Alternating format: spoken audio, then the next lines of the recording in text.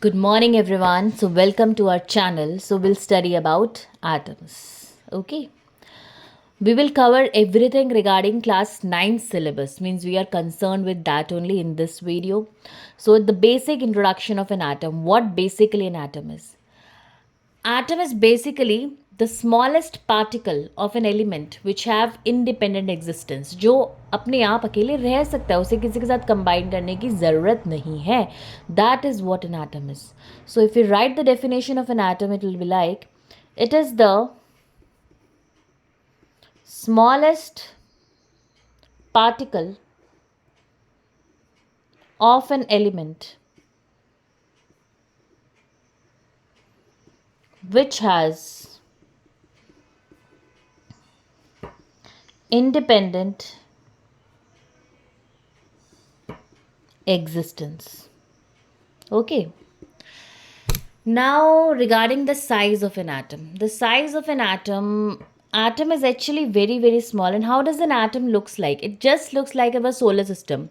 In our solar system, we have sun in the center and electrons revolve around the sun in circular orbits, right? Similarly, in an atom, nucleus is there in the center, which has protons as well as neutrons. About this in detail, which we will be discussing later in other videos.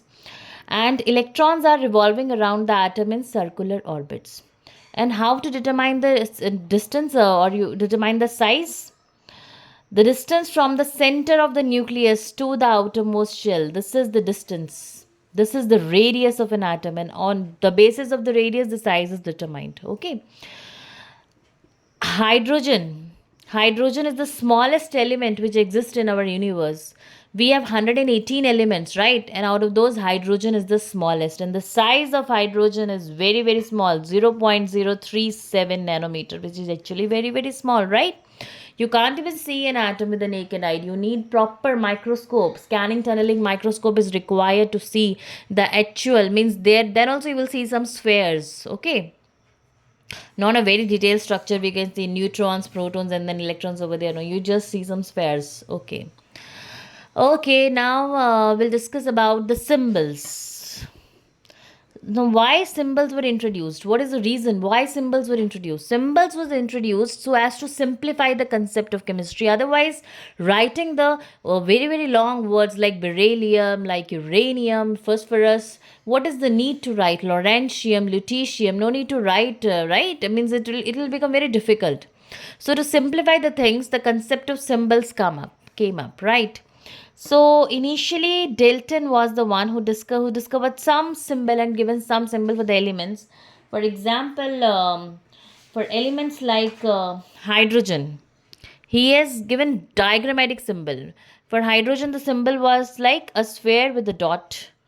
For oxygen, the symbol is a normal sphere. For phosphorus, the symbol is a sphere with this kind of a structure. But this is again very difficult to remember these structures. It's very difficult, right? So then an IUPAC nomenclature, or you can say on the basis of modern symbols, were discovered. Number of scientists were involved in that, and number of symbols were discovered based on the name of the element. For example, if the name is carbon, usually the first letter is taken as a symbol. For carbon, the symbol first letter is C, the symbol is C. Oxygen, the first letter is O, the symbol is O. Hydrogen, the first letter is H, so the symbol is H. Helium, the first letter is H, but H has been already assigned to hydrogen, so helium cannot have H, so He. Right? So like that. So we'll at least first 20 elements as a class 9 student. First 20 elements of a periodic table you should be aware of. So in the next video, I'll be telling you the symbols of first 20 elements, and we'll learn those as well. Okay, so we'll see you in the next video. Keep on studying chemistry. Bye bye.